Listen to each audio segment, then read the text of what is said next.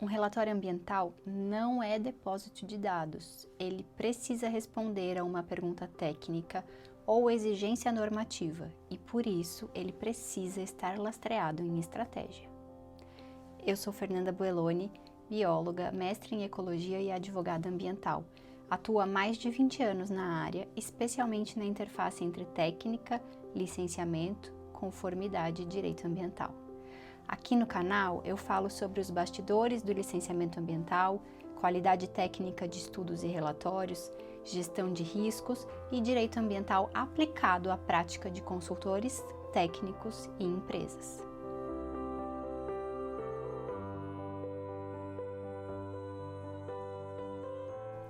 Hoje eu quero falar sobre um erro muito comum nos estudos ambientais: tratar o relatório como um compilado de informações e não como uma peça técnica estruturada para sustentar uma decisão no licenciamento ou em um processo ambiental. Na prática, é muito comum encontrar relatórios enormes, com muitas páginas, anexos, muitos mapas, mas pouca clareza sobre o que tudo aquilo está demonstrando. E veja, o problema não é ter muita informação. Em muitos casos, o relatório e o estudo ambiental precisa mesmo ser denso, mas muitas vezes essa informação não é transformada em análise, ou seja, o documento apresenta os dados, mas não mostra o caminho técnico que levou àquela conclusão. E isso gera uma fragilidade importante, porque o leitor precisa fazer o trabalho de conectar as peças. O órgão ambiental, ele precisa interpretar o que o relatório não explicou. A empresa, o cliente, precisa revisar o que o consultor não amarrou. E o próprio consultor fica exposto porque a conclusão parece mais uma opinião do que o resultado de uma demonstração técnica. Dados apresentados sem conexão com o objetivo de estudo. Mapas inseridos sem interpretação no texto. Tabelas que não são lidas tecnicamente, diagnóstico que não conversa com o impacto, medidas mitigadoras desconectadas dos impactos identificados, conclusões genéricas sem lastro claro nas evidências. Um bom relatório ambiental precisa ter começo, meio e fim. Ele precisa deixar claro qual é o objeto da análise, qual é a metodologia adotada, quais evidências foram levantadas, o que essas evidências demonstram e como tudo isso sustenta a conclusão apresentada. Então, a estrutura básica deveria ser introdução com objetivo, análise, conclusão e recomendação. Quando essa linha se quebra, o relatório perde força.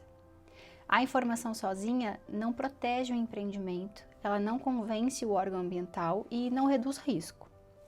O que reduz risco é a análise bem construída, com premissas claras, evidências rastreáveis e conclusões coerentes.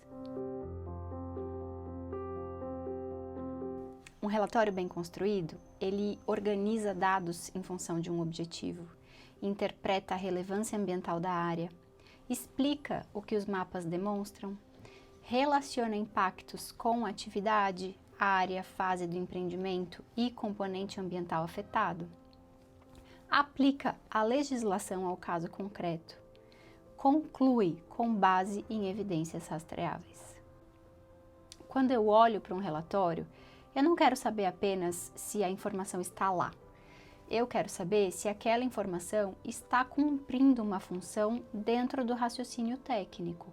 Por exemplo, não basta dizer que há curso d'água próximo. Eu preciso explicar se ele está dentro da área de influência, se há APP, se existe interferência direta ou indireta do empreendimento nesse curso d'água, qual a metodologia foi usada para a delimitação da área e qual a consequência disso para o licenciamento, para os impactos que o empreendimento vai gerar. E o mesmo vale para a fauna, flora, meio socioeconômico, patrimônio espeleológico, comunidades tradicionais, qualquer outro componente que você quiser pensar aí. O dado precisa ser interpretado a partir da pergunta que o relatório pretende responder. Para sair da lógica de compilação e entrar na lógica de relatório técnico, bem construído, lembre-se dos 4 elementos essenciais. Objetivo claro. O relatório precisa começar deixando claro o que ele pretende responder. Eu estou avaliando a viabilidade ambiental, eu estou respondendo, demonstrando o cumprimento de uma condicionante, eu estou atendendo uma exigência do órgão ambiental. Cada finalidade exige uma construção diferente. Quando o objetivo é genérico, todo o resto fica instável porque o escopo fica confuso, os dados parecem excessivos ou eles são insuficientes e aí a conclusão perde precisão. Segundo, escopo bem delimitado. Um relatório sem escopo claro vira um documento vulnerável porque ninguém sabe exatamente o que foi analisado ou o que ficou de fora das análises e nem quais foram os limites técnicos assumidos. O escopo precisa deixar claro qual foi a área de estudo, qual é a ADA, qual é a área de influência, a fase do empreendimento, o componente ambiental que está sendo avaliado, mas também as premissas adotadas e, sobretudo, as limitações metodológicas. Terceiro, evidência rastreável. Toda informação relevante precisa ser rastreável.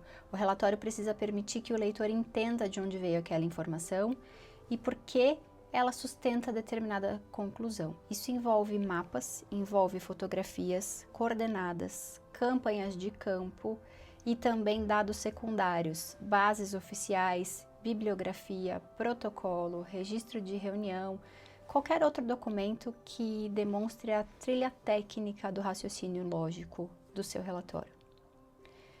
Conclusão coerente com os dados. A conclusão não pode parecer uma opinião solta no final do documento. Ela precisa ser consequência lógica do que foi demonstrado. Uma boa conclusão é aquela que o leitor consegue acompanhar.